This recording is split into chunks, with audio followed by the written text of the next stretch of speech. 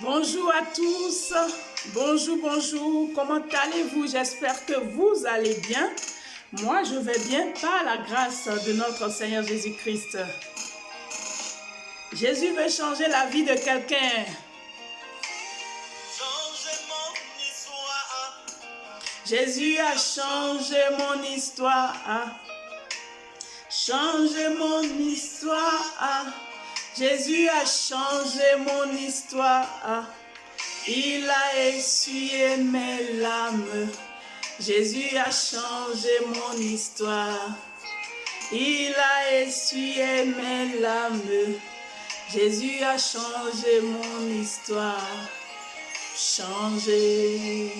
Il n'y a que lui qui peut changer notre histoire.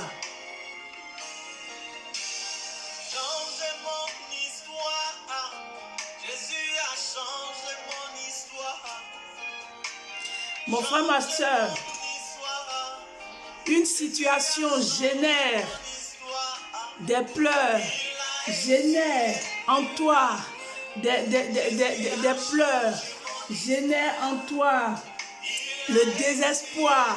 Mon frère, ma soeur, je viens te dire encore que Jésus va changer ton histoire.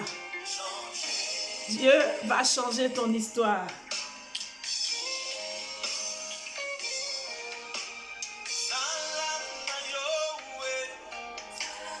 Dieu te dit de ne pas pleurer, de ne plus pleurer, de ne plus t'inquiéter de rien. Il te dit qu'il est au contrôle de tout. Bien-aimé, il est au contrôle de tout. Pourquoi tu t'inquiètes? Pourquoi tu pleures?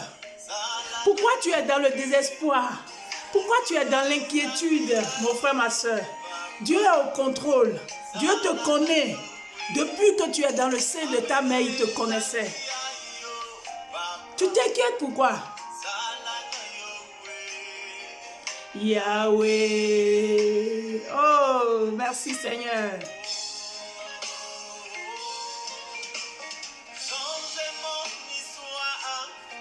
Jésus a changé mon histoire. Changé mon histoire. Jésus a changé mon histoire. Dieu tient ta vie entre ses mains. Les gens peuvent dire que oui, ta vie est ratée. Les gens peuvent, oui, te traiter de tous les noms. Ta situation peut causer un désespoir pour toi. La situation que tu vis actuellement, mon frère, ma soeur, ce n'est pas encore la fin. Jésus n'a pas encore dit son dernier mot. Non. Pourquoi tu t'inquiètes? Est-ce que tu sais de quoi demain est faite?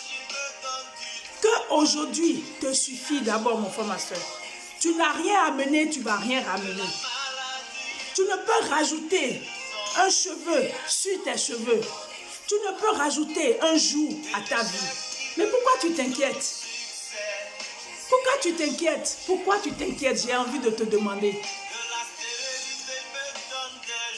N'importe quelle situation dans laquelle tu trouves, où tu te trouves, mon frère, ma soeur, ne te décourage pas. Ne te décourage pas, ne te décourage pas. Crois seulement.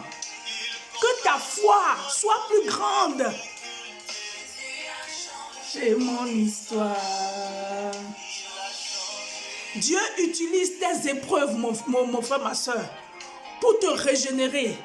Dieu utilise tes épreuves pour montrer sa puissance, sa fidélité, sa grandeur, mon frère, ma soeur. Ton problème, c'est une bénédiction. Ça va être, c'est-à-dire que ce qui t'inquiète aujourd'hui, mon frère, ma soeur, ça va être une bénédiction pour toi demain. Tu t'inquiètes pourquoi? Tu as un grand Dieu. Tu as un grand Dieu, un Dieu qui est au-dessus de tout. Un Dieu qui est au-dessus de tout. Pourquoi tu t'inquiètes? Hein?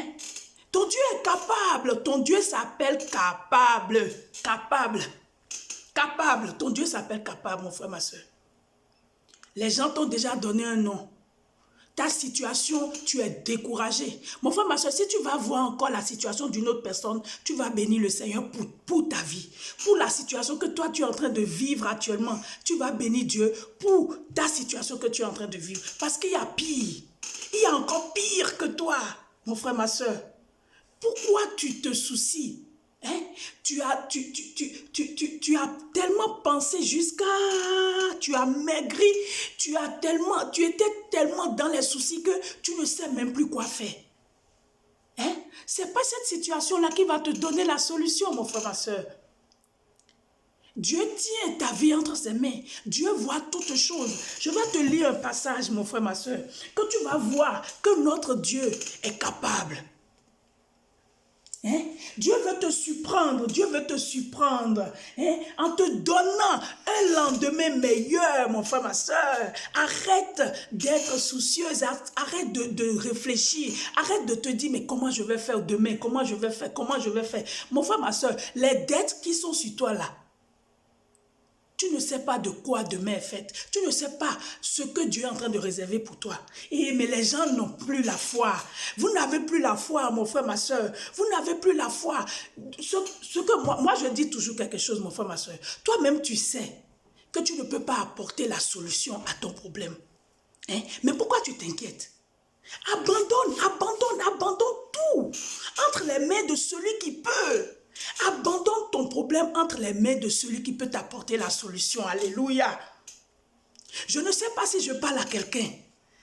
Arrête de te faire des soucis. Arrête de mélanger ta tête. Arrête de te faire du mauvais sang. Arrête de réfléchir jusqu'à ce que tu ne ressembles plus à rien. Je vais te donner un exemple dans la parole de Dieu. Est-ce que tu sais que Dieu est capable de régénérer ta vie? Est-ce que tu sais que Dieu est capable de changer ta vie? Est-ce que tu sais que Dieu est capable de changer ton lendemain? Dans le livre de Matthieu, Matthieu 9, à partir du verset 27, écoute ce que la parole dit.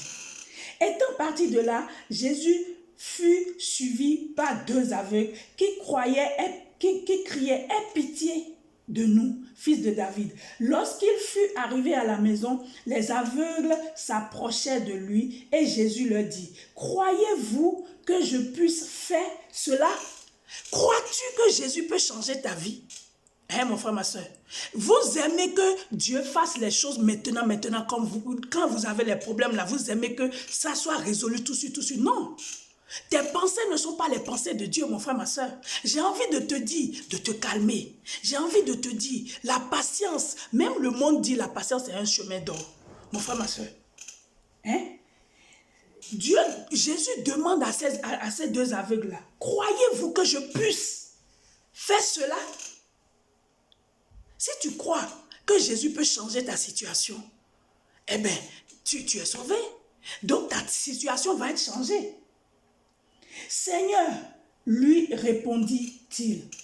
Alors, Seigneur, lui répondit-il. Alors, il leur toucha les yeux en disant qu'il vous soit fait selon votre foi. Alléluia. Mon frère, ma soeur, ces aveugles-là étaient désespérés.